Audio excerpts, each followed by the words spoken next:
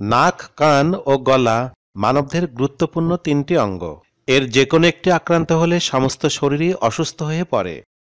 নিঃসন্দেহে এরকম একটি সমস্যা হলো নাকের পলিপাস।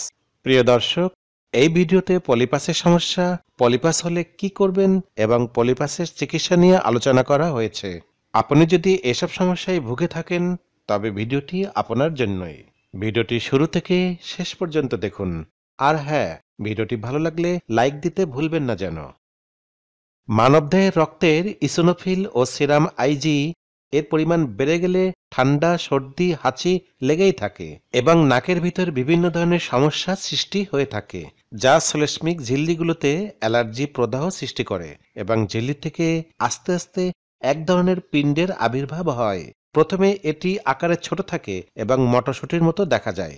পরবর্তীতে এটি আকারে বড় হয়ে নাকের ছিদ্র বন্ধ করে দেয়। কখনো কখনো নাক থেকে রক্তক্ষরণও হয়ে থাকে।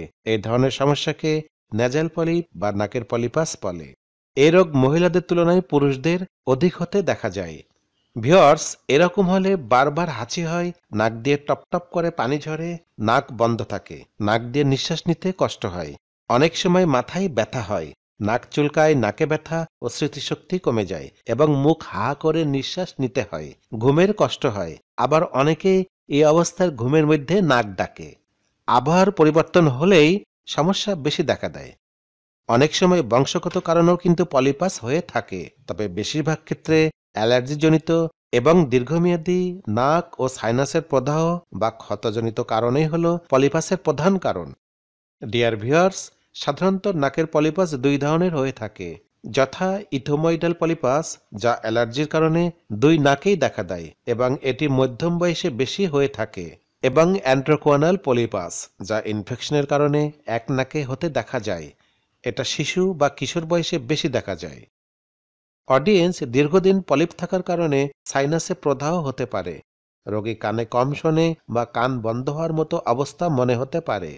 যথাসময় পলিপাসের চিকিৎসা না নিলে পরবর্তীতে সাইনাসে ইনফেকশন হয়ে সাইনোসাইটিস ও অ্যাজমা দেখা দিতে পারে। বন্ধুরা, পলিপাস হলে কি করবেন? পলিপাস হয়েছে কি না তা নিশ্চিত হতে চিকিৎসকেই শরণাপন্ন হবেন। প্রাথমিক পর্যায়ে রোগীকে নাক দিয়ে ভাপ নেওয়া, নাকের ড্রপ ও অ্যালার্জির ওষুধ সেবন করতে দেওয়া হয়। এতে রোগী বেশ উপকার পায়। ন্যাজাল পলিপ বা পলিপাস হলে চিকিৎসার পাশাপাশি কিছু প্রতিরোধমূলক কাজ করতে হবে। সাধারণত অ্যালার্জি থেকে দূরে থাকতে পারলে এই রোগ নিয়ন্ত্রণে রাখা সম্ভব। পলিপাসের রোগীকে সবসময় অ্যালার্জি জাতীয় খাবার, ঠান্ডা ও ধুলাবালু হতে দূরে থাকা এবং ভাপ নিতে বলা হয়। ইতিপূর্বে নাক বন্ধ হয় কেন? আপনার কি ডাস্ট অ্যালার্জি আছে? সমাধানে কি করবেন জেনে নিন নামে আমার একটি ভিডিওতে এ ব্যাপারে বিস্তারিত আলোচনা হয়েছে। উপরের আই বাটন লিঙ্ক থেকে কিংবা ডিসক্রিপশনে দেওয়া লিঙ্ক থেকে প্রয়োজনে দেখে নিতে পারেন। সুতরাং এ ব্যাপারে আমি পুনরায় আলোচনা না করে চিকিৎসা পদ্ধতি নিয়ে আলোচনা করছি। পলিপাসের চিকিৎসা। অ্যালোপ্যাথিক চিকিৎসায় বিভিন্ন ন্যাজাল ড্রপ, অ্যান্টিহিস্টামিন জাতীয় ওষুধ দেওয়া হয়।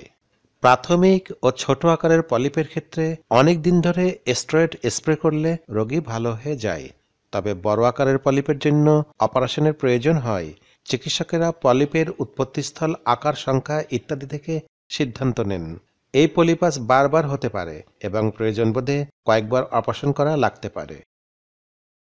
বিভিন্ন আয়ুর্বেদ ও ইউনানি চিকিৎসাতে ন্যাজাল ড্রপ হিসাবে লিকুইড ওষুধ পাওয়া যায়।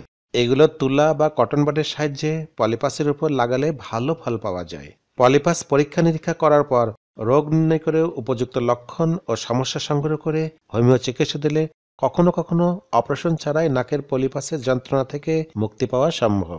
এজন্য একজন অভিজ্ঞ হোমিও চিকিৎসকের শরণাপন্ন হতে হবে। প্রিয় দর্শক, সুতরাং পলিপাস সমস্যার শুরুতেই আপনি ঘরোয়া উপায়গুলো মেনে চলুন। অ্যালার্জিকে নিয়ন্ত্রণে রাখুন।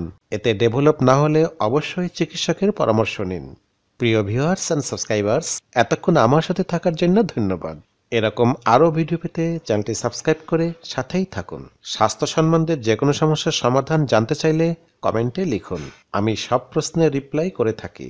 ভালো থাকুন, আমাদের সাথেই থাকুন।